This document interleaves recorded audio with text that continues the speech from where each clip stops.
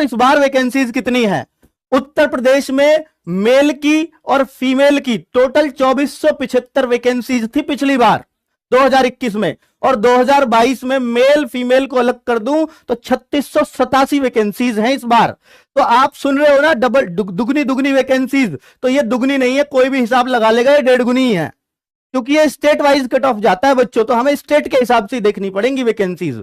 Bihar 1290 vacancies थी, इस बार 1923 है, तो लगभग ये भी कितना हो गया, ये भी आपका 1.5 गुना ही है। और अगर आप देखेंगे राजस्थान तो ये भी 1.5 गुना ही है, ये भी 1.5 गुना है ऑलमोस्ट, तो ये सब लगभग 1.5 गुना ही आ रहे हैं, मैंने सब चेक कर लिए। ठीक है, ये सारे स्टेट्स वैकेंसीज में 1.5 गुना। फिर सर डबल क्यों है? ओवरऑल तो डबल है, तो कहीं 2.5 गुना भी होगा?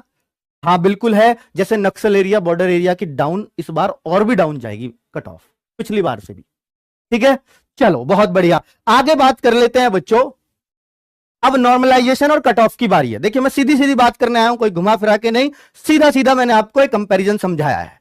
अब देखिए आप लोगों से भी गुजारिश है, शेयर करते रहिए, हमारे चैनल का रिकॉर्ड था पिछला 89,000 लाइक, शानदार बच्चों। अब अगर देखें यहां पर एक बात, भाई रोल मत बचाना, मुझे देखो पढ़ाने में डिस्टर्ब हो रहा है। 1 लाख बच्चों लाइव हो चुके हैं, तो ये बहुत हमारे लिए फख्र की बात है। पूरी टीम इस टाइम बिना खाना खाए खड़ी है।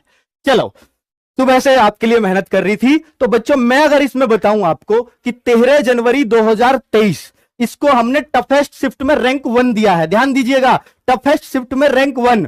17 जनवरी 2023 की सेकंड शिफ्ट रैंक 2, यानी सबसे ज्यादा फायदा 13 जनवरी की 4th शिफ्ट को होने जा रहा है। 17 जनवरी की सेकंड शिफ्ट को उससे थोड़ा सा कम फायदा, पर यह फायदा कितना होगा ध्यान दीजिएगा बच्चों। अगर सबके बढ़े, फर्स्ट टाइप का नॉर्मलाइजेशन अगर सबके बढ़े, पिछली बार यह था, इस बार ये हो सकता है, ये भी हो सकता है। अगर सबके बढ़े तो इस शिफ्ट में 13 तारीख की 4th शिफ्ट में 13.8 मार्क्स बढ़ने वाले हैं आपके। ये तो बहुत तगड़े है भाई, 14 मार्क्स हो गए लगभग। और 17 जनवरी की सेकंड शिफ्ट में 12.9 मार्क्स, 95, तो ये तो 13 ही मार्क्स हो गए। और अगर आपका बढ़ने और घटने दोनों तरह का नॉर्मलाइजेशन चला तो 7.4 बढ़ेंगे 13 तारीख की चौथी शिफ्ट में, और 17 तारीख की सेकंड शिफ्ट में 6.5। अब आप अपना चेक कर लेना, 13 जनवरी की तो भाई फर्स्ट शिफ्ट भी तकड़ी थी, तो यानी 13 तारीख का पेपर गजब का था भाई, फर्स्ट और 4th शिफ्ट का।